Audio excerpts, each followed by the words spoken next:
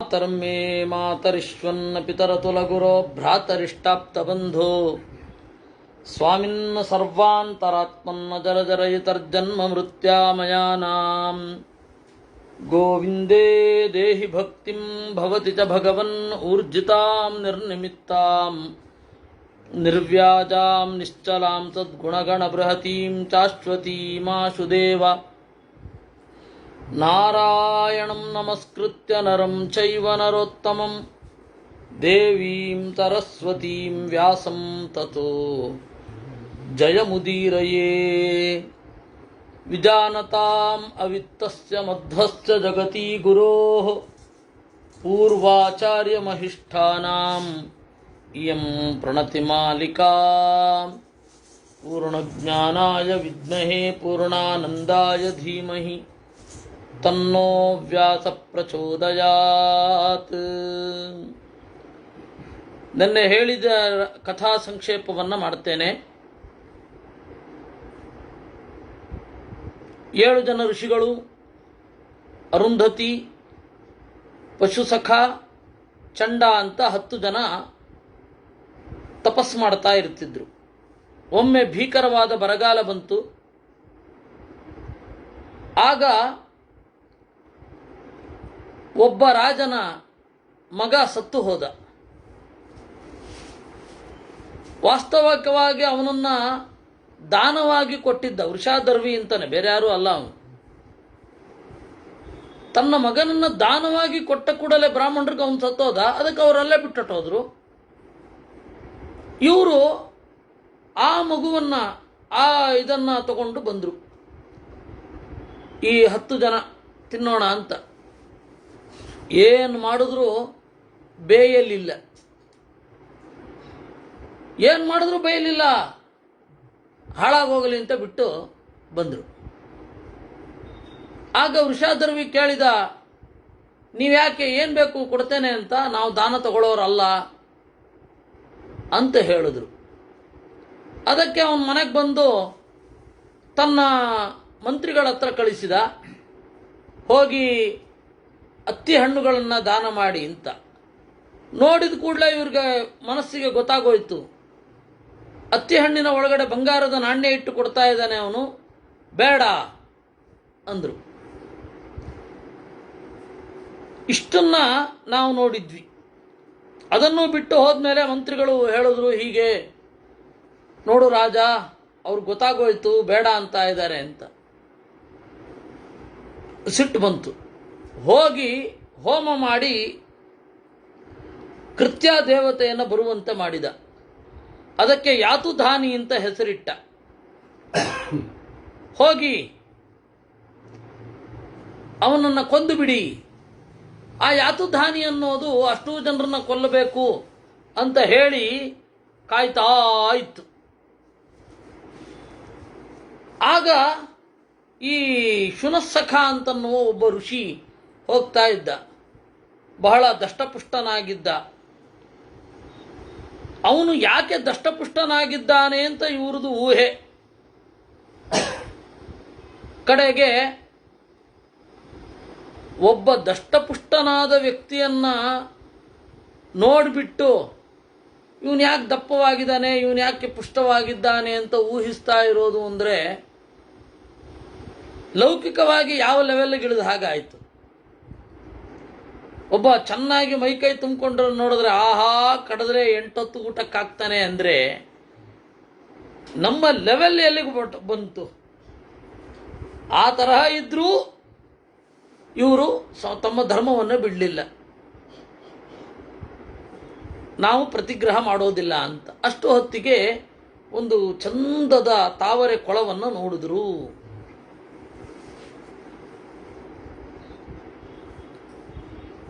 ಆಮೇಲೆ ಆ ಪಾಣಿ ನೋಡಿ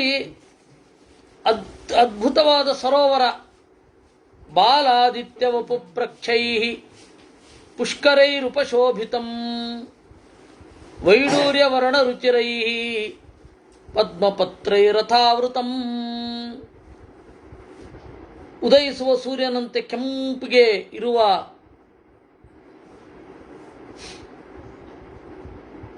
ತಾವರೆ, ಅದು ಚಂದ ಹಸಿರು, ಗಾಢವಾದ ಹಸಿರು ಬಣ್ಣದಲ್ಲಿರುವ ಎಲೆ ಮತ್ತು ನಾಳ ನೋಡಿದ್ರು.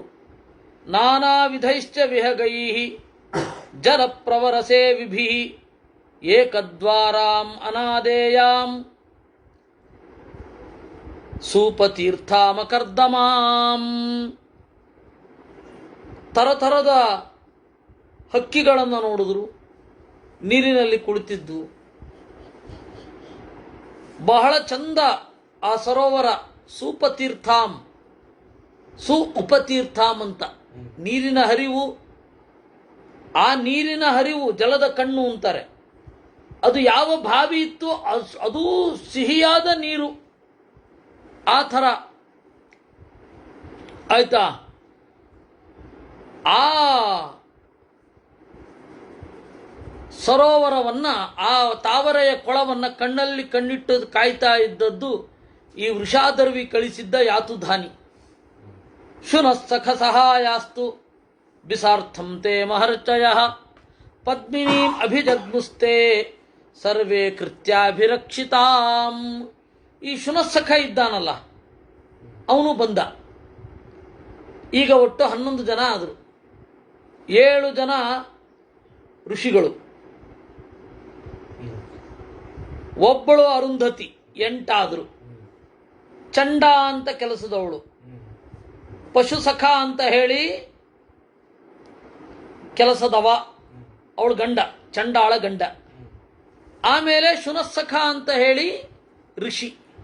ಹೀಗೆ 11 ಜನ ಬಿಸಾರ್ಥಂ, ಆ ತಾವರೆಯ ದೇಟು ಅಂತಾರೆ, ಅದನ್ನು ತಿನ್ನಲಿಕ್ಕೆ ಅಂತ ಬಂದರು.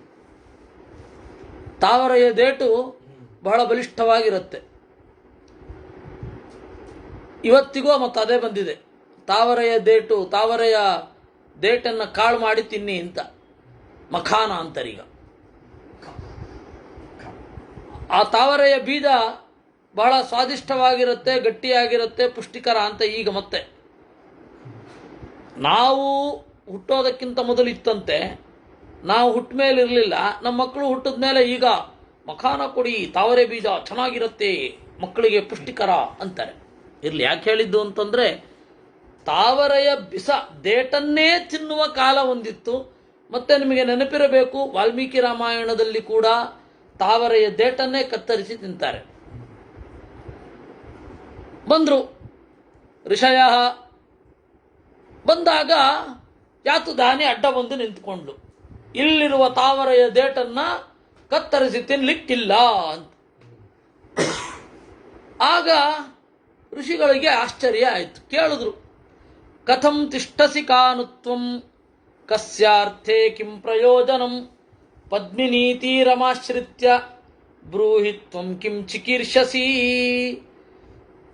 ಅಲ್ಲ, ಯಾರಿಗಾಗಿ ಇಲ್ಲಿದ್ದಿ? ಹೀಗೆ ನಿಲ್ಲೋದ್ರಿಂದ ನಿನಗೇನು ಪ್ರಯೋಜನ?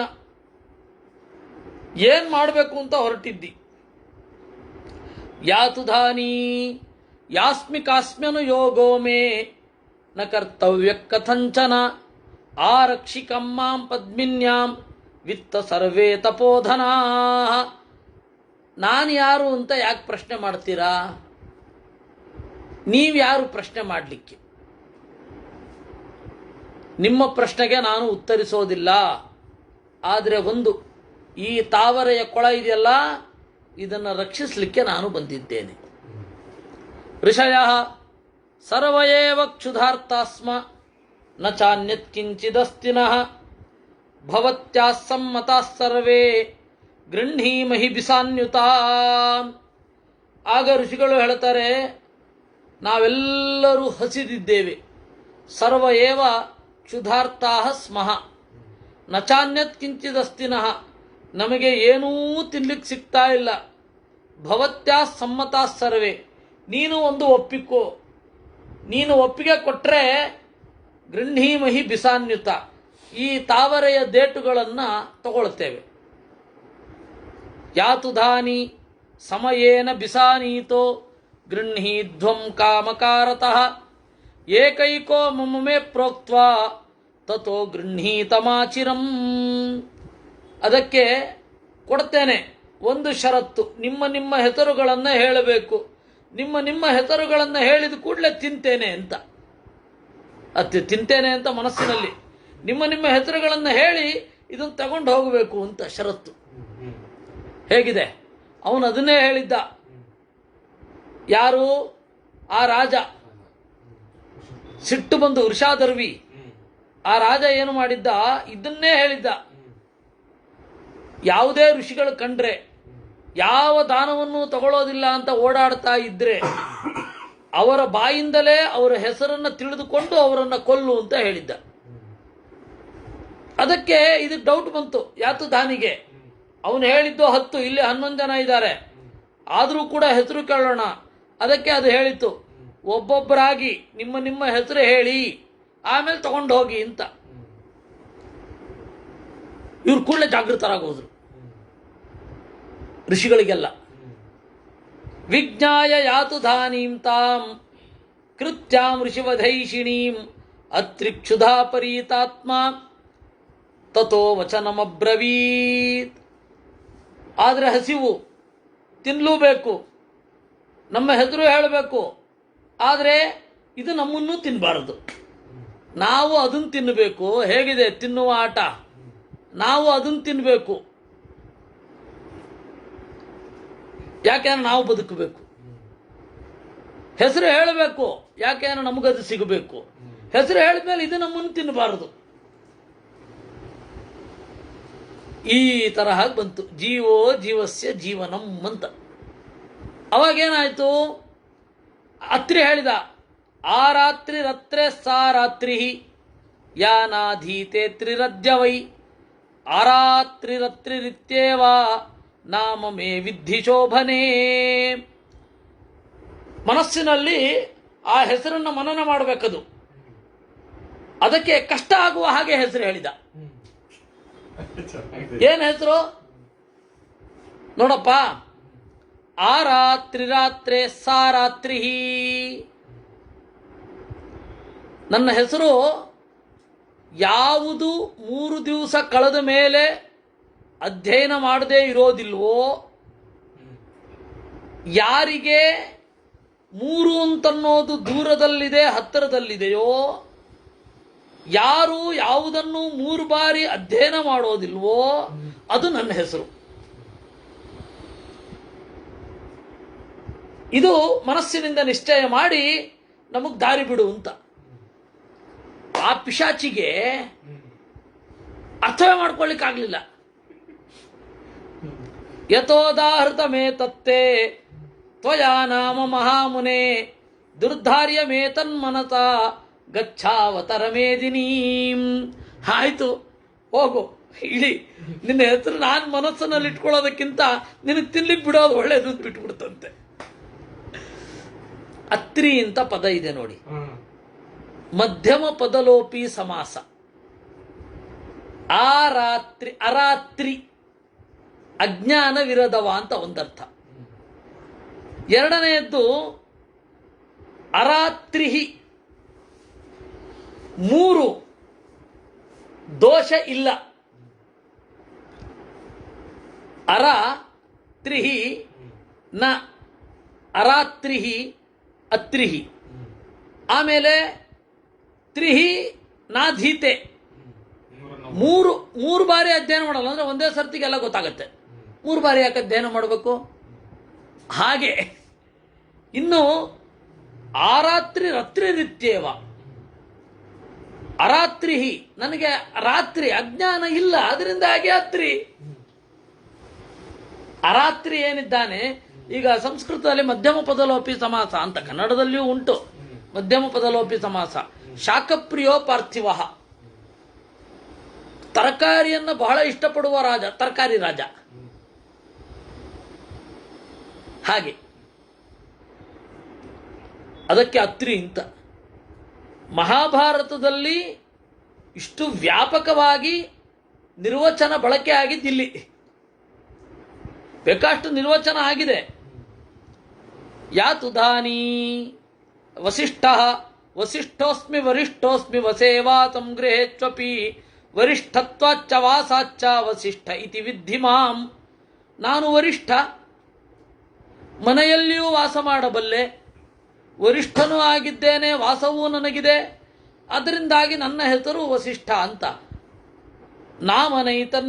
ನಾಮನೈರುಕ್ತಮೇ ತತ್ತೇ ದುಃಖವ್ಯಾಭಾಷಿತಾಕ್ಷರಂ ನೈತದ್ಧಾರಯಿತು ಶಕ್ಯಂ ಗಚ್ಚಾವತರ ಮೇದಿನೀಂ. ಏನಯ್ಯ ನಿನ್ನ ನಿರುಕ್ತಿ? ಮನಸ್ಸಿನಲ್ಲಿ ಈ ಪದಗಳ ಅದಲು ಬದಲನ್ನು, ಈ ಪದಗಳ ಕಸರತ್ತನ್ನು ಅರ್ಥ ಮಾಡ್ಕೊಳ್ಳಿಕ್ಕೆ ಕಷ್ಟ ಆಗ್ತಾ ಇದೆ ಕಣಯ್ಯ. ನಿನ್ನ ಹೆಸರು ನನಗೆ ಗೊತ್ತಾಗ್ತಾ ಇಲ್ಲ, ಹೋಗಿ ಇಳಿಕೊಂಡ್ಬಿಡು, ತಿನ್ಬಿಡು ಅದನ್ನ. ಏನಿದು ವಸಿಷ್ಠರ ಸ್ಪೆಷಾಲಿಟಿ ಏನು ಅವ್ರು ಇಲ್ಲಿ ಹೇಳ್ಕೊತಾರೆ ನೋಡಿ. ಇಲ್ಲಿ ಪ್ರತಿಯೊಬ್ಬ ವ್ಯಕ್ತಿಯ ಸ್ಪೆಷಾಲಿಟಿಯು ಗೊತ್ತಾಗ್ತಾ ಇದೆ ತಮ್ಮ ಹೆಸರಿನಲ್ಲಿ. ಅವನೇನು ಹೇಳ್ಕೊಳ್ಳೋದು? ವಸಿಷ್ಠೋಸ್ಮಿ, ವಾಸ ಮಾಡುವವರಲ್ಲೇ ಅಗ್ರಗಣ್ಯ. ಯಾಕೆ? ವಸಿಷ್ಠರು ರಾಮ ಮತ್ತೆ ಸ್ವಲ್ಪ ಮುಂದುವರಿಯುವ ತನಕ ಪ್ರತಿಯೊಬ್ಬ ರಾಜನ ಪುರೋಹಿತರು. ಪೌರೋಹಿತ್ಯ ಅನ್ನೋದು ಬ್ರಹ್ಮವರ್ಚ ಉಪವ್ಯಯಂ ಅಂತ ಅಧ್ಯಯನದ ಸೊಬಗನ್ನೇ ಕಳೆದು ಬಿಡುತ್ತೆ. ಪೌರೋಹಿತ್ಯದಿಂದ ಎಷ್ಟು ಹೆದರಬೇಕು ಅಂದ್ರೆ ಅಷ್ಟು ಹೆದರಬೇಕು. ಯಾಕೆ ಅಂದರೆ ಪೌರೋಹಿತ್ಯ ಮಾಡಿಸ್ತಾ ಮಾಡಿಸ್ತಾ ಮಾಡಿಸ್ತಾ ವೇದದ ಕಡೆಗೆ, ವೇದಾಂತದ ಕಡೆಗೆ ಗಮನ ಹೋಗಿ ನಾವು ಯಾವುದೋ ಒಂದು ಕಟ್ಟುನಿಟ್ಟಿಗೆ ಒಳಗಾಗ್ಬಿಡ್ತೇವೆ. ಕೆಲವೊಮ್ಮೆ ಅದು ಅನವಶ್ಯಕ ಆಗಿರುತ್ತೆ. ಇದು ನಿಮಗೆಲ್ಲರಿಗೂ ಅನುಭವಕ್ಕೆ ಒಂದಲ್ಲ ಒಂದು ರೀತಿ ಬಂದಿರುತ್ತೆ. ಪ್ರಾಯ ಇದನ್ನು ಅಧಿಕೃತವಾಗಿ ಹೇಳಬಲ್ಲ ವ್ಯಕ್ತಿ ನಾನು ಅಂತ ನಾನು ಅಂದ್ಕೊಂಡಿದ್ದೇನೆ. ಪೌರೋಹಿತ್ಯ ಅಂತನ್ನೋದು ವೇದಾಧ್ಯಯನದ ಸೊಬಗನ್ನ, ವೇದಾಧ್ಯಯನದ ಅಧ್ಯಾತ್ಮವನ್ನ ಕಸಿದುಕೊಳ್ಳುತ್ತೆ. ಅದರಿಂದಾಗಿ ಜನ ಪೌರೋಹಿತ್ಯ ಮಾಡಿಸುವಾಗ ಪೌರೋಹಿತ್ಯ ಮಾಡಿಸ್ತಾರೆ, ಉಪನ್ಯಾಸ ಕೇಳುವಾಗ ಬೇರೆಯವ್ರನ್ನ ಆರಿಸ್ಕೋತಾರೆ. ಜನರು ಬುದ್ಧಿವಂತರು. ಯಾಕೋ ಒಂದು ಸ್ವಲ್ಪ ಎಲ್ಲೋ ವಾಲಿದ್ದಾರೆ ಇವರು ಅಂತ ಅನಿಸ್ಬಿಡುತ್ತೆ ಅವ್ರಿಗೆ. ವಿದ್ವಾಂಸರ ಹತ್ರ ಪೌರೋಹಿತ್ಯಕ್ಕೆ ಹೋಗಲ್ಲ ಜನ. ಹಾಗೆ ಪುರೋಹಿತರ ಹತ್ರ ಪಾಠಕ್ಕೆ ಹೋಗಲ್ಲ. ಅಲ್ಲ, ಕೆಲವರು ಪೌರೋಹಿತ್ಯನೂ ಮಾಡ್ತಾರೆ, ಪಾಠನೂ ಮಾಡ್ತಾರೆ ಅಂದ್ರೆ ಅವ್ರ ಪಾಠದ ಸೊಬಗು ನೀವೇ ನೋಡ್ಕೊಳ್ಳಿ. ಅದರಲ್ಲಿ ಬಹಳಷ್ಟು ಜನ ಗುರುಗಳ ಇಂಟರ್ಪ್ರಿಟೇಷನ್ಗಳನ್ನು ಈ ಸಾರಿ ಟು ಸೇ ದಿಸ್ ಕದ್ದು ತಮಗೆ ಅನುಕೂಲವಾಗಿ ಬಳಸ್ಕೋತಾರೆ. ಯಾಕೆಂದ್ರೆ ಟೈಮ್ ಇರಲ್ಲ ಓದಲಿಕ್ಕೆ, ಸ್ವಂತಿಕೆಯನ್ನು ಬೆಳೆಸ್ಕೊಳ್ಳಿ ಅಷ್ಟು ಟೈಮ್ ಇರಲ್ಲ. ಯಾಕೆಂದ್ರೆ ದಿನ ಬೆಳಗಾದ್ರೆ ಒಂದು ಪೌರೋಹಿತ್ಯ ಇರುತ್ತೆ, ಎಲ್ಲಿಗೆ ಹೋಗೋದು, ಏನು ಮಾಡೋದು, ಅದಕ್ಕೆ ಅವ್ರು ಈ ರೀತಿ ಮಾಡ್ತಾರೆ. ಅದರಿಂದಾಗಿ ವಸಿಷ್ಠರು ಪೌರೋಹಿತ್ಯ ಮಾಡ್ತಾ ಇದ್ದವರು, ಆದರೆ ವಾಸ ಮಾಡುವುದರಲ್ಲಿ ಅಗ್ರಗಣ್ಯರು. ಯಾಕೆ ಅಂದರೆ ಗಾರ್ಹಸ್ಥ್ಯ ಇದ್ದಾಗಲೂ ಪೌರೋಹಿತ್ಯ ಇದ್ದಾಗಲೂ ವೇದಾಂತದ ಅರಿವು ಕಳೆದುಕೊಳ್ಳದ ವರಿಷ್ಠರು. ಅದರಿಂದಾಗಿ ವರಿಷ್ಠರು ಆಗಿದ್ದಾರೆ. ಗೃಹಸ್ಥರ ಮನೆಗಳಲ್ಲಿ, ವಿಶೇಷತಃ ರಾಜರ್ಷಿಗಳ ಮನೆಯಲ್ಲಿ ವಾಸವನ್ನೂ ಮಾಡ್ತಾರೆ. ಹೀಗಾಗಿ ನನ್ನ ಹೆಸರು ವಸಿಷ್ಠ ಅಂತ.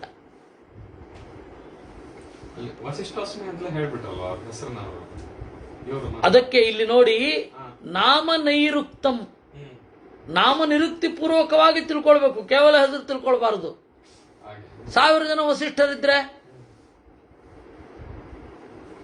ಕಾಶ್ಯಪ ಕುಲಂ ಕುಲಂಚ ಕುಶಲಂ ಕುಪಯ ಕಾಶ್ಯಪೋದ್ವಿಜ ಕಾಶ್ಯಪ ಕಾಶಿನಿ ಕಾಶ ಏ ತನ್ಮೇ ನಾಮ ಧಾರಯ. ಮುಂದಿನವ್ರಿಗೆಲ್ಲ ಇನ್ನೂ ಸುಲಭ ಆಗ್ತಾ ಹೊಟ್ಟೋಯ್ತು.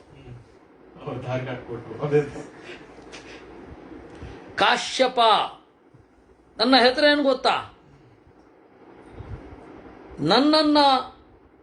ನನ್ನಿಂದ ಹೊರಟ ಕುಲವೂ ಕುಶಲ. ಕುಪಯ, ಭೂಮಿಗೇನೆ ನಾನು ನೀರಿನಂತೆ ನೆಲೆಗೊಂಡವ. ಭೂಮಿ ಬದುಕಲಿಕ್ಕೆ ಬೇಕಾದ ಮೂಲಭೂತವಾದ ನೀರಿನಂತೆ ಇರುವವ. ಕಾಶ್ಯಪೋದ್ವಿಜ, ಅದಕ್ಕೆ ನನ್ನನ್ನು ಕಾಶ್ಯಪ ಅಂತ ಕರೀತಾರೆ. ಏಕೆಂದರೆ ಕಾಶ್ಯಪರಿಂದ ಎಷ್ಟು ಕುಲ ಹುಟ್ಟಿದ್ದು. ಎಲ್ಲ ಸ್ಪೀಶೀಸಿನ ಮೊದಲ ವರ್ಷನ್ ಅವ್ರದೇ. ಕಾಶ್ಯಪ ಕಾಶಿನಿ ಕಾಶಃ, ಕಾಶಿನಿ ಕಾಶಃ. ಕಾಶಿನಿ ಅಂತಂದರೆ ಹೊಳೆಯುವ ಪ್ರಜ್ಞೆ, ಹೊಳೆಯುವ ಇನ್ಸ್ಟಿಂಕ್ಟ್. ಕಾಶತೆ, ಕಾಸರು ದೀಪ್ತವಂತ ಧಾತು. ಕಾಶಿನಿ ಕಾಶಃ, ಹೊಳಹನ್ನ ಹೊಳೆಯಿಸುವವ. ಆದ್ದರಿಂದಾಗಿ ಕಾಶ್ಯ ಅಂತಂದ್ರೆ ಹೊಳೆಯುವ. ಹೊಳೆಯುವುದನ್ನ ಕುಡಿತಾ ಆನಂದದಿಂದ ಇರ್ತೇನೆ, ಅದಕ್ಕೆ ಕಾಶ್ಯಪ ಅಂತ. ಹೊಳೆಯೋದು ಯಾವುದು? ಪರಮಾತ್ಮ. ಅವನನ್ನ ಆಹಾರವೋ ಎನ್ನುವಂತೆ ಅನುಭವಿಸ್ತಾ ಇರ್ತೇನೆ, ಅದಕ್ಕೆ ನನ್ನ ಹೆಸರು ಕಾಶ್ಯಪ. ಇಷ್ಟು ಸ್ಪಷ್ಟವಾಗೇನು ಹೇಳಲಿಲ್ಲ, ಆಯ್ತಾ? ಹೇಳಿದ್ದು ಹೀಗೆ. ಅದರ ಪರಿಣಾಮ ಏನು ಅಂತ ನಾನು ನಿಮಗೆ ಹೇಳಿದ್ದು. ಅದಕ್ಕೆ ಯಾತುದಾನಿಗೆ ಇಷ್ಟು ಸ್ಪಷ್ಟವಾಗಿ ಹೇಳಲಿಲ್ಲ. ಯಥೋದಾಹೃತಮೇತತ್ತೇ ಮಯಿ ನಾಮ ಮಹಾಮುನೆ ದುರ್ಧಾರ್ಯಮೇತನ್ಮನಸ ಗಚ್ಛಾವತರ ಮೇದಿನೀಂ. ಅಯ್ಯೋ ರಾಮ, ನಿನ್ನ ಹೆಸರು ಹಾಗೆ ಇದೆಯಲ್ಲಯ್ಯ. ನನ್ನನ್ನು ಇಲ್ಲಿಗೆ ಕಳಿಸಿದವ ನಿರುಕ್ತಿ ಪೂರ್ವಕವಾಗಿ ತಿಳಿದು ತಿನ್ನು ಅಂತಾನೆ. ತಿನ್ನಬೇಕು ಅಂತಂದ್ರೆ ನಿರುಕ್ತಿ ಗೊತ್ತಾಗಬೇಕು. ನಿರುಕ್ತಿ ಒಬ್ಬೊಬ್ರದ್ದು ಒಂದೊಂಥರ ಇದೆ. ಅವನು ಮೊದಲನೇವನು ಏನು ಹೇಳಿದ್ನೋ ಗೊತ್ತಿಲ್ಲ, ಅತ್ರಿ. ಎರಡನೇವನು ವಸಿಷ್ಠ ಏನು ಹೇಳಿದ್ನೋ ಗೊತ್ತಿಲ್ಲ. ಮೂರನೇವನು ಕಾಶ್ಯಪ, ಅವನು ಹೇಳಿದ್ದು ಗೊತ್ತಾಗಲಿಲ್ಲ. ನಿನ್ನ ಹೆಸರು ಹೇಳು ಅಂತ ಹೇಳಿತ್ತು. ಆಗ ಭಾರದ್ವಾಜ ಬಂದ. ಭರೇ ಸುತಾನ್, ಭರೇ ಪೋಷ್ಯಾನ್, ಭರೇ ದೇವಾನ್, ಭರೇ ದ್ವಿಜಾನ್, ಭರೇ ಭಾರ್ಯಾಮಹಂ ವ್ಯಾಜಾತ್ ಭರದ್ವಾಜೋಸ್ಮಿ ಶೋಭನೇ. ಎಲೈ ಕೃತ್ಯಯೇ, ನಾನು ಮಕ್ಕಳನ್ನ ಹೊತ್ತಿದ್ದೇನೆ, ಎರಡಾಗಿ ಹುಟ್ಟಿದ್ದೇನೆ. ಪೋಷಣೆ ಮಾಡಬೇಕಿರುವವರನ್ನ ಭರೇ, ನನ್ನ ಹುಟ್ಟು ಎರಡು ಬಾರಿ. ಭರೇ ದೇವಾನ್, ದೇವತೆಗಳನ್ನು ಹೊತ್ತಿದ್ದೇನೆ ವೇದದ ಮೂಲಕ, ಅದಕ್ಕಾಗಿ ಎರಡು ಬಾರಿ ಹುಟ್ಟಿದ್ದೇನೆ. ಭರೇ ದ್ವಿಜಾನ್, ನನ್ನ ಗೋತ್ರವೇ ಶುರು ಆಗಿದೆ. ಬ್ರಾಹ್ಮಣರು, ತಮ್ಮ ಮೂಲಕ ಬ್ರಾಹ್ಮಣರನ್ನೇ ಹೊತ್ತಿದ್ದೇನೆ, ಆದರೆ ಎರಡು ಬಾರಿ ಹುಟ್ಟಿದ್ದೇನೆ. ಭರೇ ಭಾರ್ಯಾಂ, ನನ್ನ ಹೆಂಡತಿಯನ್ನು ಹೊತ್ತಿದ್ದೇನೆ, ಆದರೆ ಇದೆಲ್ಲವೂ ಕೂಡ ವ್ಯಾಜಾತ್, ನೇರವಾಗಿ ಮಕ್ಕಳನ್ನ ಹುಟ್ಟಿಸಿ ಸಾಕಲಿಲ್ಲ. ನೇರವಾಗಿ ನನ್ನಿಂದ ಪ್ರಯೋಜನ ಪಡೆಯುವವರನ್ನು ಹುಟ್ಟು ಹಾಕಲಿಲ್ಲ. ದೇವತೆಗಳನ್ನು ಹೊತ್ತಿದ್ದೇನೆ, ಅದರ ಪ್ರಯೋಜನ ಗೊತ್ತಾಗಲಿಲ್ಲ. ಭರೇ ದ್ವಿಜಾನ್, ಬ್ರಾಹ್ಮಣರನ್ನು ಹೊತ್ತಿದ್ದೇನೆ, ನಾನು ಹೊರಬೇಕಾದವಳನ್ನೂ ಹೊತ್ತಿದ್ದೇನೆ. ಇದೆಲ್ಲ ವ್ಯಾಜಾತ್, ಇಂಡೈರೆಕ್ಟ್ ಆಗಿ. ಅದರಿಂದಾಗಿ ನನ್ನ ಹೆಸರು ಭರದ್ವಾಜ ಅಂತ ಹೇಳಿದ. ಇದನ್ನ ಒಂದು ಸ್ವಲ್ಪ ಎಕ್ಸ್ಪ್ಲೇನ್ ಮಾಡೋಣ. ಸುತಾನ್ ಭರೆ, ಮಕ್ಕಳನ್ನ ಹೊತ್ತಿದ್ದೇನೆ. ಹೌದಾ? ಮಕ್ಕಳನ್ನ ಹೊತ್ನ? ಇಲ್ಲ. ಮಗು ಹುಟ್ಟಿದಾಗ ಅವನೇ ದ್ರೋಣ, ದೊನ್ನೆಯಲ್ಲಿ ಹುಟ್ಟಿದ ಕೂಡಲೇ ಆಚೆ ಹೋದವ ಇವನು. ಆದ್ದರಿಂದಾಗಿ ಮಕ್ಕಳನ್ನ ಹೊರಲಿಲ್ಲ. ಭರೇ ಪೋಷ್ಯಾನ್, ತನ್ನಿಂದ ಮುಂದೆ ಬಂದ ಯಾರನ್ನೂ ಹೊರಲಿಲ್ಲ, ಯಾರಿಗೂ ಪಾಠ ಹೇಳ್ಕೊಡ್ಲಿಲ್ಲ. ಭರೇ ದೇವಾನ್, ದೇವತೆಯನ್ನ ಹೊತ್ತಿದ್ದಾನೆ. ಯಾಕೆಂದ್ರೆ ಅಧ್ಯಯನದ ಮೂಲಕ. ಭರೇ ದ್ವಿಜಾನ್, ಇದರೆಲ್ಲದರ ಜೊತೆಗೆ ದ್ವಾಜ, ಎರಡು ಬಾರಿ ಹುಟ್ಟಿದ್ದಾನೆ, ಇಬ್ಬರಿಂದ ಹುಟ್ಟಿದ್ದಾನೆ. ಎರಡು ಬಾರಿ ಹುಟ್ಟಿದ್ದಾನೆ. ಒಂದು ತಾಯಿಯ ಗರ್ಭದಲ್ಲಿ, ಗರ್ಭದ ಒಳಗಡೆಯೇ ಒಂದು ಗರ್ಭ, ವೇದ ಗರ್ಭ. ಆದ್ದರಿಂದಾಗಿ ನಾನು ಎಲ್ಲವನ್ನೂ ಕೂಡ ಹೊತ್ತಿದ್ದೇನೆ, ಹೊತ್ತಿಲ್ಲ. ಆದ್ದರಿಂದ ನನ್ನ ಹೆಸರು ಭರದ್ವಾಜ ಅಂದ. ಅದು ಯಾತುದಾನಿ ಕೇಳಿತು, ಅಯ್ಯಯ್ಯೋ ನಿನ್ನ ಹೆಸರು ತಡಿಲಿಕ್ಕೆ ಆಗ್ತಾ ಇಲ್ಲಪ್ಪ, ಏನೇನೋ ನಿರುಕ್ತಿ ಹೇಳ್ತಿಯಲ್ಲ, ಹೋಗು ಧಾರಾಳವಾಗಿ ಒಳಗಡೆ ಕುಡಿ, ತಾವರೆಯ ಕೊಳ್ಳೋದ್ರೊಳಗಡೆ ಇಳಿ, ತಾವರೆಯ ದಂಟನ ತಗೋ, ತಿನ್ನು. ಗೌತಮ ಗೌತಮೋ ಮಮ ಗೋಧೂಮೋ ಧೂಮೋ ದುರ್ದರ್ಶನಶ್ಚ ಮೇ ವಿದ್ಧಿ ಮಾಂ ಗೌತಮಂ ಕೃತ್ಯೆ ಯಾತು ಧಾನಿ ನಿಬೋಧ ಮೇ. ನಾನು ಗೌತಮ. ಗೋಧೂಮ, ಗೋಧೂಮ ಅಂದರೆ ಎರಡರ್ಥ. ಗೋಧಿಯಂತೆ ಇರುವ ಮೈಬಣ್ಣದವ ಅಂತ. ಇನ್ನೊಂದು ಗೋಧೂಮ ಅಂತ ಹೇಳಿದ್ರೆ ಹೊಗೆಯಂತಹ ಮಾತಿನವ. ಧೂಮೋ ದುರ್ದರ್ಶನಶ್ಚತೆ, ಆ ಹೋಮಧೂಮವನ್ನು ನೀನು ನೋಡೋದಿಲ್ಲ. ಗೌ ಮಾತು, ವೇದದ ವಾಣಿ ಗೌ, ಅದರ ಜೊತೆಗಿರುವ ಧೂಮ, ಅದನ್ನ ಆ ಹೊಗೆಯನ್ನು ಕಳಿಸುವಾಗ ನಾನು ಉತ್ಕಟವಾದ ವೇದಾನುಸಂಧಾನ ಮಾಡ್ತಾ ಇರ್ತೇನೆ. ಆದ್ದರಿಂದಾಗಿ ಮಾತಿನಲ್ಲಿಯೇ ಅಗ್ರಗಣ್ಯನಾದವ ಗೌತಮ. ಅದರಿಂದಾಗಿ ಕೃತ್ಯೇ, ಈಗ ಗೊತ್ತಾಗ ನೋಡಿ, ಎಲ್ಲರೂ ಸ್ಪಷ್ಟವಾಗಿ ಕೃತ್ಯ ಕೃತ್ಯ ಅಂತ ಹೇಳ್ತಾ ಇದ್ರು.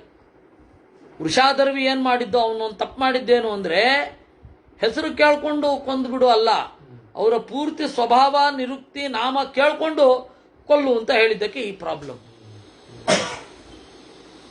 ಅದಕ್ಕೂ ಅರ್ಥ, ಅದು ಇಂದು ಅರ್ಥ ಆಗಲಿಲ್ಲ. ನೈ ಯಥೋದಾಹೃತ ಮೇ ತತ್ತೇ ಮಯಿ ನಾಮ ಮಹಾಮುನೆ ನೈ ತದ್ಧಾರಯಿತುಂ ಶಕ್ಯಂ ಗಚ್ಛಾವತರ ಪದ್ಮಿನೀಂ. ವಿಶ್ವಾಮಿತ್ರಃ ವಿಶ್ವೇ ದೇವಾಶ್ಚ ಮೇ ಮಿತ್ರಂ ಮಿತ್ರಮಸ್ಮಿ ಗವಾಂ ತಥಾ ವಿಶ್ವಾಮಿತ್ರ ಇತಿ ಖ್ಯಾತಂ ಯಾತು ಧಾನಿ ನಿಬೋಧ ಮೇ.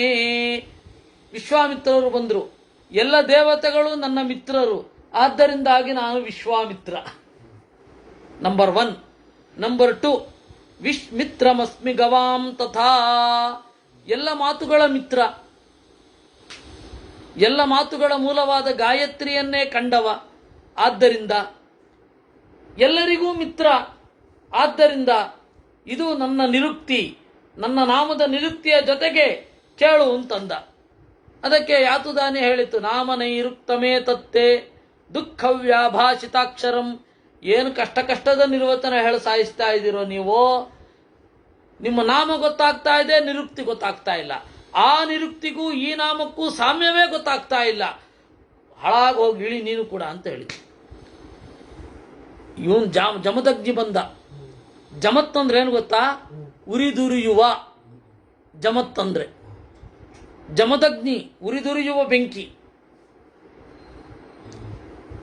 ಈ ನಮ್ಮ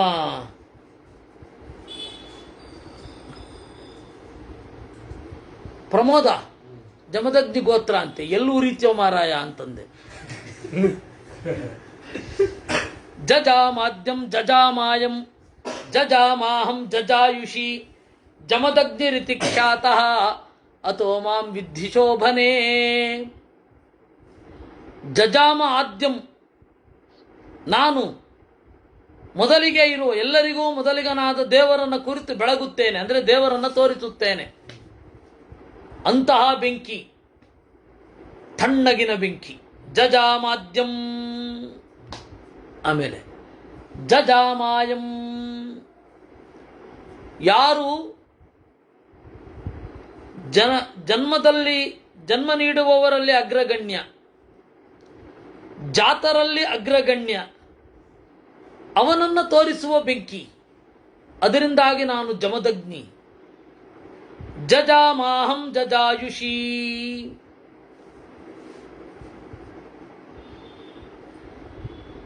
ಎಲ್ಲರನ್ನ ಹುಟ್ಟಿಸುವ ಜನಕನಾದ. ಜಾತಂ, ಎಲ್ಲರೊಳಗಡೆ ಹುಟ್ಟುವ, ಮಿತಿ ಇರದ ಅಹಂ ಶಬ್ದವಾಚ್ಯನಾದ ದೇವರನ್ನು ತೋರಿಸುವ ಬೆಂಕಿ.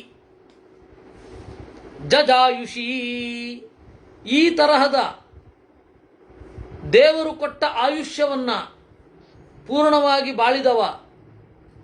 ಅದಕ್ಕೆ ಜಮದಗ್ನಿ ಅಂತಾರೆ ನನ್ನನ್ನ. ಇನ್ನೊಂದು ಶ್ಲೋಕ ಹೇಳ್ತೇನೆ, ಇನ್ನೊಮ್ಮೆ ನೋಡಿ.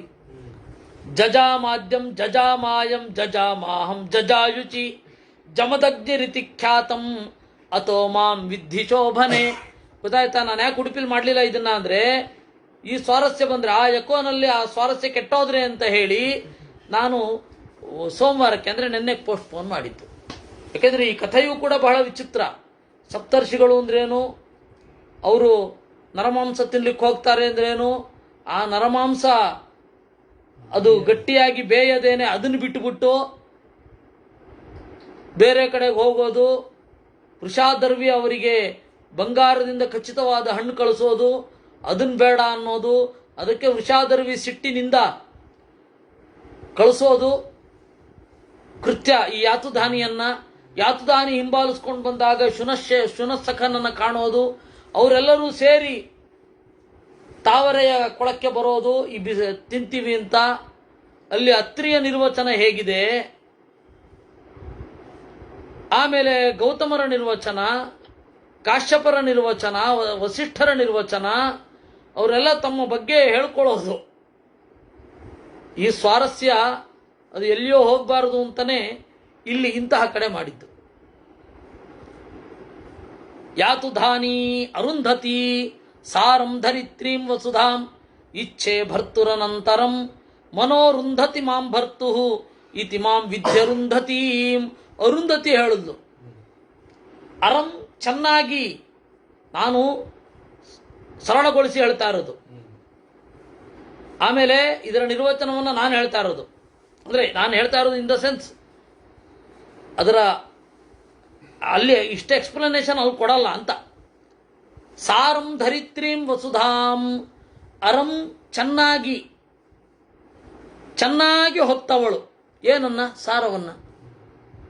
ಅರಂ ಧರಿತ್ರೀಂ, ಆಮೇಲೆ ಇಚ್ಛೆ ಭರ್ತುರನಂತರಂ ವಸುಧಾಂ, ಅರುಂಧತಿ ಚೆನ್ನಾಗಿ ಭೂಮಿಯನ್ನ ಬಯಸುವವಳು. ಮನೋರುಂಧತಿ ಮಾಂ ಭರ್ತು, ಇನ್ನೊಂದು ಕಾರಣದಿಂದಾಗಿ ಅರುಂಧತಿ ನನ್ನ ಗಂಡನನ್ನ ಬಿಟ್ಟು ಬೇರೆಡೆ ಮನಸ್ಸನ್ನು ನಿಲ್ಲಿಸದವಳು. ರುಂಧತಿ ಅಂತಂದ್ರೆ ತಡೆದವಳು ಅಂತ, ಅರುಂಧತಿ ಅಂದ್ರೆ ತಡೆಯದವಳು. ಎಲ್ಲಿ ನನ್ನ ಗಂಡನ ಮನಸ್ಸಿನ ಬಯಕೆ, ಮನಸ್ಸಿನಲ್ಲಿ ಏನಿದೆ ಅದನ್ನು ನಾನು ತಡೆಯೋದಿಲ್ಲ. ಅದರಿಂದಾಗಿ ನನ್ನ ಹೆಸರು ಅರುಂಧತಿ ಅಂತಾಳೆ. ಯಾತುಧಾನಿ ನಾಮನೈರುಕ್ತಮೇ ತತ್ತೇ ದುಃಖ ವ್ಯಾಭಾಷಿತಾಕ್ಷರಂ ನೈತದ್ಧಾರಯಿತುಂ ಚಕ್ಯಂ ಗಚ್ಛಾವತರಮೇ ಪದ್ಮಿನೀಂ. ಆಯ್ತು, ನೀನು ಹೋಗು, ನಿನ್ನ ಹೆಸರು. ಈಗ ಆ ಕೆಲಸದವಳ ಮೇಲೆ ಬಿತ್ತು ಕಣ್ಣು. ಅವಳು ಏನು ಜ್ಞಾನಿ ರೀ, ಅವಳು ಈ ಸಪ್ತರ್ಷಿಗಳ ಸೇವಕಿ, ಅವಳು ಚಂಡ ಅಂತ. ಅವಳು ಹೇಳದಂತೆ, ಚಂಡಂ ಗತವತಿ ಚಂಡ ಚಂಡ ಚಂಡೇತಿ ಸಂಜ್ಞಿತ ಚಂಡ ಚಂಡೇತಿ ಚಂಡೇತಿ ವಿದ್ಧಿಮಾನಲ ಸಂಭವೇ ಅಂದವಳು. ಚಂಡಂ ಗತವತಿ, ಕ್ರೂರವಾದ ಪರಮಾತ್ಮನ ಮಾರಣ ಶಕ್ತಿಯನ್ನು ತಿಳಿದವಳು. ಅದರಿಂದಾಗಿ ನನ್ನ ಹೆಸರು ಚಂಡಾ ಅಂತ. ಆಮೇಲೆ ಚಡಿಭೇದೆ, ಈ ಆಮಿಷ ಪ್ರಪಂಚದಿಂದ ಭಿನ್ನವಾಗಿ ನಿಂತವಳು. ಅದರಿಂದಾಗಿ ಚಂಡಾ. ಆಮೇಲೆ ನಾನು ಕೆಳಗಡೆಯ ಕುಲದಲ್ಲಿ ಬಂದವಳು, ಸಂಸ್ಕಾರವಿಲ್ಲದ ಕುಲದಲ್ಲಿ, ಹೀಗಾಗಿ ಚಂಡಾ ಅಂತ ಕರೀತಾರೆ. ಆದರೆ ನಾನು ಚಂಡನೆನೆಸಿದ ಅಜ್ಞಾನಕ್ಕೆ, ಚಂಡರೆನೆಸಿದ ದೈತ್ಯರಿಗೆ ಚಂಡಾ ಭಯಂಕರಳು. ಆದ್ದರಿಂದಾಗಿ ಚಂಡ ಅಂತ ನನ್ನ ಹೆಸರು ಅಂತ ಹೇಳಿಬಿಟ್ರು. ಚಂಡಂ ಗತವತಿ ಚಂಡ ಚಂಡ ಚಂಡೇತಿ ಸಂಜ್ಞಿತ ಚಂಡ ಚಂಡೇತಿ ಚಂಡೇತಿ ವಿದ್ಧಿಮಾನಲ ಸಂಭವೇ ಅಂದ್ಲು. ಅಯ್ಯೋ, ನಿನ್ನ ನಾಮವು ಧರಿಸ್ಲಿಕ್ಕೆ ಆಗ್ತಾ ಇಲ್ಲಮ್ಮ, ನೀನು ಇಳಿದು ಬಿಡು ಅಂತಂದವಳು. ಯಾತುಧಾನಿ, ಪಶುಸಖನನ್ನ ಕೇಳಲು. ಸಖೇ ಸಖಾಯ ಸಖ್ಯೇಯ ಪಶೂನಾಂ ಚ ತಥಾ ಸಖಾ ಗೌಣ್ಯೋ ಪಶು ಸಖೇತ್ಯೇವ ವಿದ್ಧಿ ಮಾಮಾಗ್ನಿ ಸಂಭವೇ. ಇನ್ನು ಉಳಿದವನು ಯಾರು? ಪಶುಸಖ. ಆ ಪಶು ಸಖ ಹೇಳಿದ ಏನು? ಸಖೇ ಸಖಾಯ ಸಖೇಯ, ನನ್ನ ಎಲ್ಲ ಗೆಳೆಯರು ಪಶುಗಳು. ಅದನ್ನು ನೇರವಾಗಿ ಹೇಳಲ್ಲ. ಸಖೇ ಸಖಾಯ ಸಖೇಯ, ನಾನು ಗೆಳೆಯ ಹೌದು. ಯಾಕೆ ಅಂತಂದ್ರೆ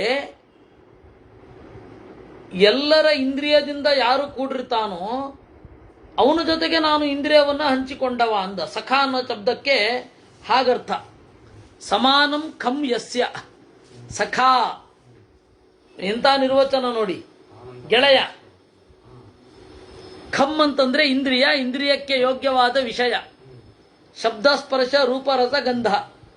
ಇದರ ಜೊತೆಗೆ ಒಂದೇ ಅಭಿರುಚಿ ಯಾರಿಗಿರುತ್ತೆ ಅವರೆಲ್ಲ ಸಖರು. ನಾವು ನೀವೆಲ್ಲ ಸಖರು. ಯಾಕೆ ಹೇಳಿ?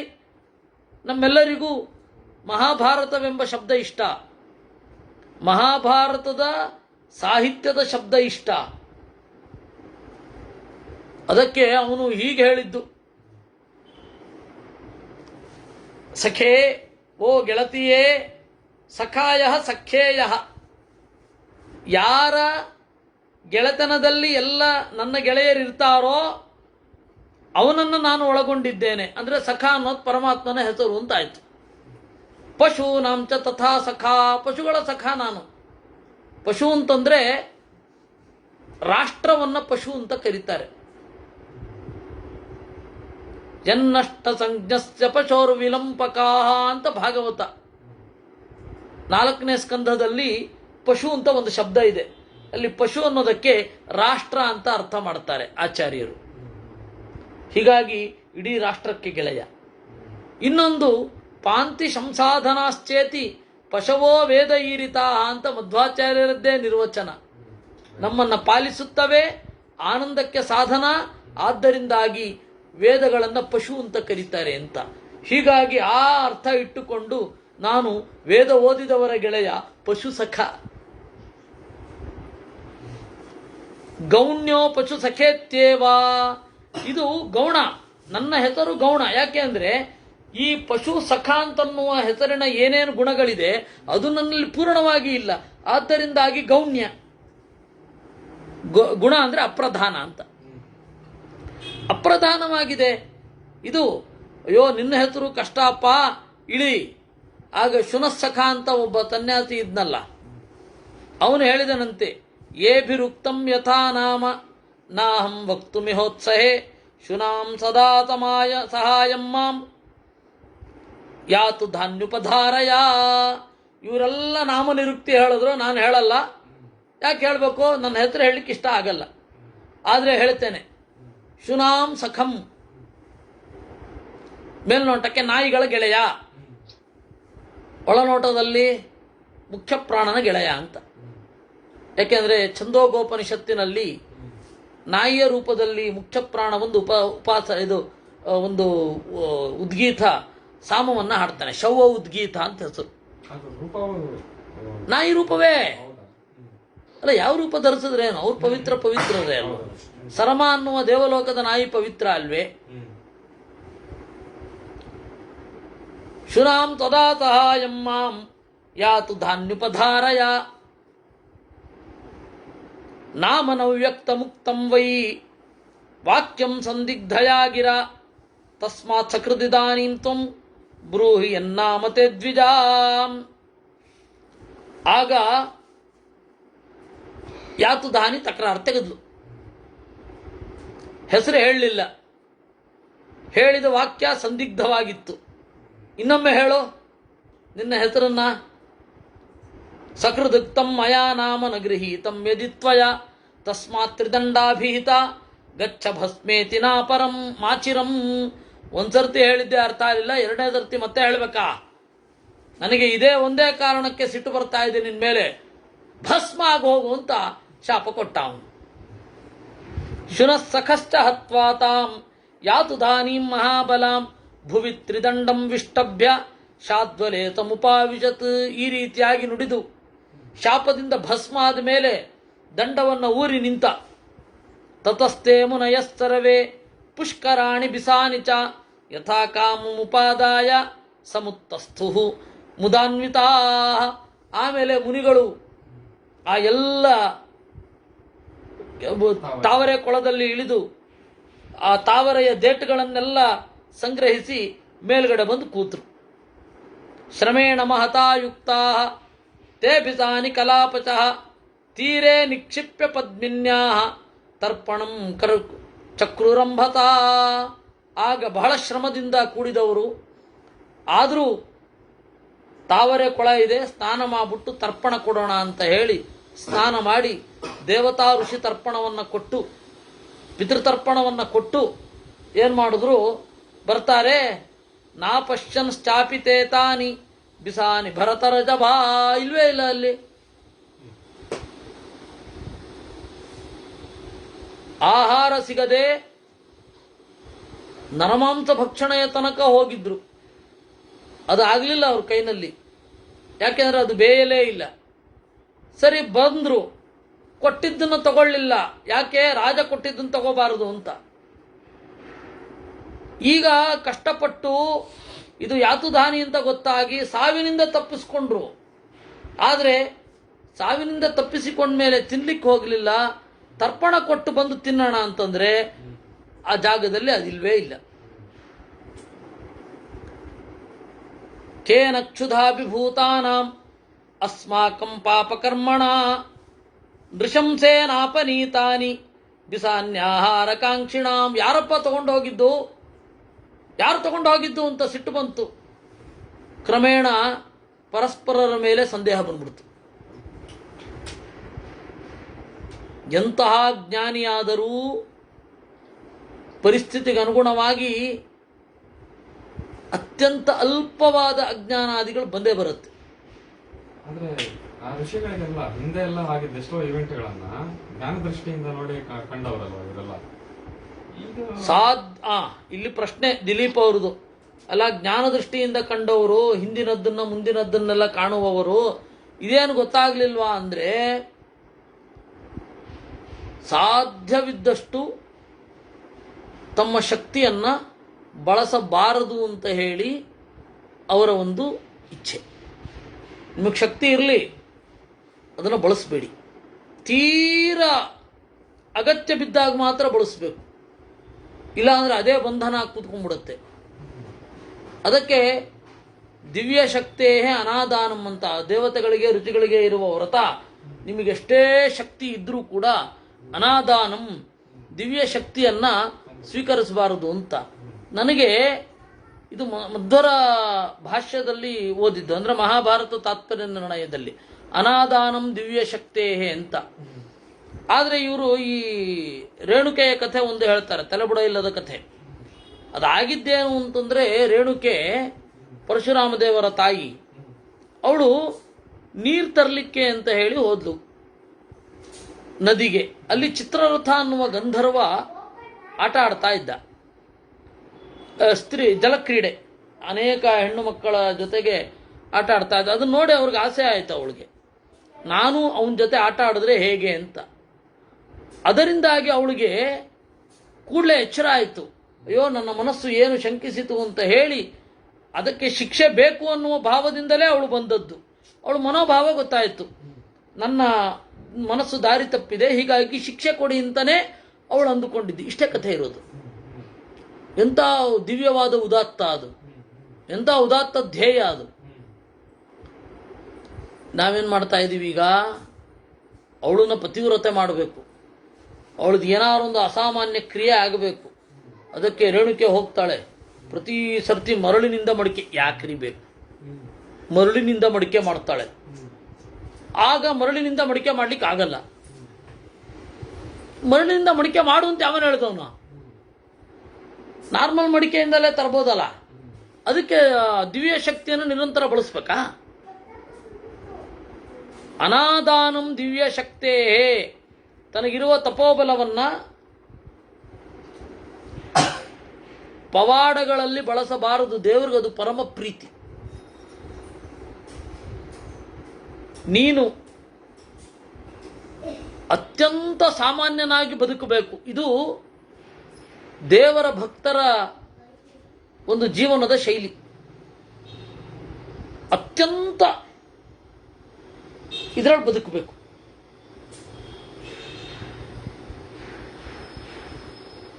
ಇದು ದೇವರ ಒಂದು ಸಂಕಲ್ಪ, ದೇವರ ಭಕ್ತರಿಗಿರುವ ಸವಾಲು, ದೇವರ ಭಕ್ತರಿಗೆ ಬೇಕಾದ ಲೈಫ್ ಸ್ಟೈಲ್.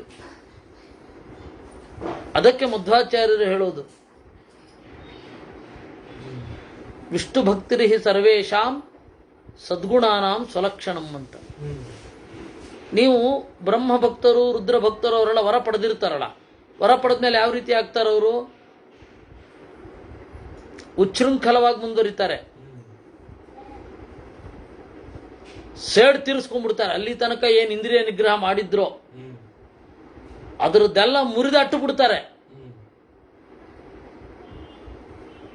ರಾವಣ 10,000 ವರ್ಷಗಳ ಕಾಲ ತಪಸ್ಸು ಮಾಡಿದ್ದನ್ನ ಯಾವ ರೀತಿ ಪುಡಗಟ್ಟಿದ,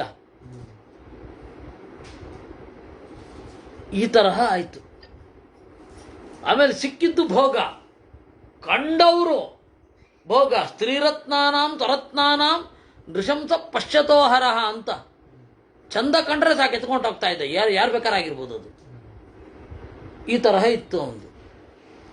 ಅದೇ ದೇವರ ಭಕ್ತರು ವರ ಪಡೆದ್ಮೇಲೆ ಹೇಗಿರ್ತಾರೆ? ನಾರ್ಮಲ್ ಆಗಿ ಏನೂ ಆಗಿಲ್ಲ ಅನ್ನೋ ಹಾಗೆ ತಪಸ್ಸು ಮಾಡ್ತಾ, ಧ್ಯಾನ ಮಾಡ್ತಾ ನಿತ್ಯದ ಕ್ರಿಯೆಗಳನ್ನು ಮಾಡಿಕೊಂಡಿರ್ತಾರೆ. ಸಾಮಾನ್ಯರಲ್ಲಿ ಸಾಮಾನ್ಯರಾಗಿ ಬಾಳೋದು ವಿಷ್ಣು ಭಕ್ತರು. ಬೇರೆ ದೇವತೆಗಳ ಭಕ್ತರು ಸ್ವಲ್ಪ ಪಡೆದ್ರೆ ಸಾಕು, ಇಡೀ ಭೂಮಿಯನ್ನ ಗಡಗಡ ನಡುಗಿಸಿಬಿಡ್ತಾರೆ. ಕಾರ್ತವೀರ್ಯಾರ್ಜುನ ಭಗವದ್ಭಕ್ತ, ಅವನೇನು ಕೇಳಿದ? ನಾನು ಮೇರೆ ಮೀರಿ ನಡೆದರೆ ನೀನೇ ಬಂದು ಕೊಲ್ಬೇಕು ಅಂತ ಕೇಳ್ದ. ಅಂದರೆ ವಿಷ್ಣು ಭಕ್ತರ ದೊಡ್ಡಸ್ತಿಕೆ ಅದು. ಅದರಿಂದ ವಿಷ್ಣು ಭಕ್ತಿ ಅಂತನ್ನೋದು ಸದ್ಗುಣಗಳ ಸ್ವಲಕ್ಷಣ ಅಂತ ಆಚಾರ್ಯರು ಕಥಾಲಕ್ಷಣದಲ್ಲಿ ಹೇಳೋದು ಇದೇ ಉದ್ದೇಶದಿಂದ. ಸೊ ಒಬ್ಬನ ಜೂರಿಯಾಗಿ ವಾದಕ್ಕೆ ಮೀಸಲಾದ ಜಡ್ಜ್ಮೆಂಟ್, ಅಂದರೆ ಈ ವಾದ ಸರಿಯೋ ಈ ವಾದಿ ಸರಿಯೋ ಅಂತ ತೀರ್ಮಾನ ಮಾಡಬೇಕಾದ್ರೆ ವಿಷ್ಣು ಭಕ್ತರೇ ಇರಬೇಕು ಅಂತ. ಯಾಕೆಂದ್ರೆ ಈ ಕಾರಣದಿಂದ. ಈ ಹಿನ್ನೆಲೆಯಲ್ಲಿ ಋಷಿಗಳು ಅನಾದಾನಂ ದಿವ್ಯ ಶಕ್ತೇ, ಇಷ್ಟೆಲ್ಲ ಸಮಸ್ಯೆ ಆಯ್ತಲ್ಲ, ಹಾಗಾದ್ರೆ ಅವರಿಗೆ ಅಲ್ಲಿಯೇ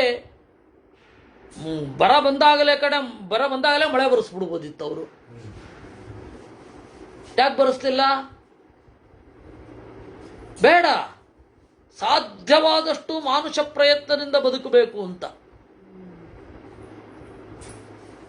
ಬೇರೆಯವರಾಗಿದ್ದಿದ್ರೆ ಇದ್ದಲ್ಲಿ ಮಳೆ ತರಿಸ್ಬಿಡೋರು.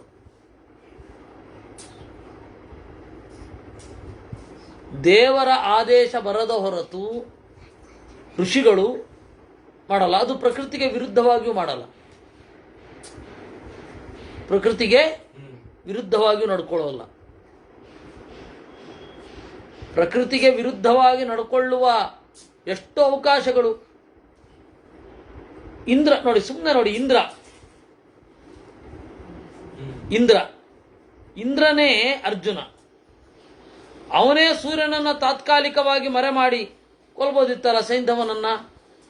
ಸಹಜವಾಗಿ ಬಾಣ ಹೊಡಿಲಿಕ್ಕೆ ಯಾಕೆ ಪ್ರಯತ್ನ ಪಟ್ಟ? ಭಗವತ್ ಪ್ರಜ್ಞೆ. ಮಧ್ವಾಚಾರ್ಯರು ಇಡೆತುದೆಯಲ್ಲಿ ನೀರು ಸುರಿಸಿದ್ರು. ತತ್ಕಾಲೇ ಪರಮಭಿವರ್ಚಯನ್ಗನೌಘಾನ್, ಎರ್ಕಿಮಠ. ಗ್ರೀಷ್ಮ ಕಾಲದಲ್ಲಿ ನೀರು ಅಲ್ಲಿಗೆ ಮಾತ್ರ. ನೋಡಿ, ಎಲ್ಲ ಇಡೀ ಕಡೆಗೆ ಮಳೆ ಬರೆಸಲಿಲ್ಲ ಅವರು. ದೇವರ ಆದೇಶ ಆಗಿತ್ತು, ನಿನ್ನ ಶಕ್ತಿ ಗೊತ್ತಾಗಬೇಕು, ಮಾಡು. ಅಲ್ಲಿಂದ ಒಂದಿಷ್ಟು ಜನ ಈ ಅಮಾನುಷವಾದದ್ದನ್ನು ನೋಡಿ ಉದ್ಧಾರ ಆಗಲಿ ಅಂತ. ಹೀಗೆಲ್ಲ ಆಗತ್ತೆ. ಅದರಿಂದ ಯಾಕೆ ಅವ್ರಿಗೆ ಮಾಡ್ಕೊಳ್ಳಿಲ್ಲ ಅವರು? ಈ ಕಾರಣದಿಂದ. ಸಹಜವಾಗಿ ಗೊತ್ತಾಗಬೇಕು, ಸಹಜವಾಗಿರಬೇಕು, ನಮ್ಮ ದಿವ್ಯ ಶಕ್ತಿಯನ್ನು ಬಳಸಬಾರದು. ಈಗ ಅದಕ್ಕಾಗಿ, ಆದರೆ ದೇಹ ಧರ್ಮ ಅನ್ನೋದು ತಡೆಯೋಲ್ಲ, ದೇಹ ಧರ್ಮ ಅನ್ನೋದು ತಡೆಯೋಲ್ಲ. ಅದಕ್ಕೆ ಅವ್ರೇನು ಮಾಡಿದ್ರು, ಪರಸ್ಪರ ಶಂಕಿಸಿದ್ರು. ತೇ ಶಂಕಮಾನಾಸ್ತನ್ಯೋನ್ಯಂ ಪಪ್ರಚ್ಛುರ್ದ್ವಿಜ ಸತ್ತಮಾಹ ತೌಚು ಶಪಥಂ ಸರ್ವೇ ಕುರುವೈತ್ಯರಿಕರಚನಾ. ಹಾಗಾದ್ರೆ ಆಣೆ ಇಡೋಣ, ನಾನು ಕದ್ದಿಲ್ಲ, ನಾನಂತೂ ತಗೊಂಡಿಲ್ಲ ಅಂತ ಆಣೆ ಇಡೋಣ ಅಂತಂದ್ರು. ಏನು ಆಣೆ ಇಟ್ರು ಅಂತ ನಾಳೆ ಎಲ್ಲ ನೋಡೋಣ. ಕೃಷ್ಣಾರ್ಪಣ.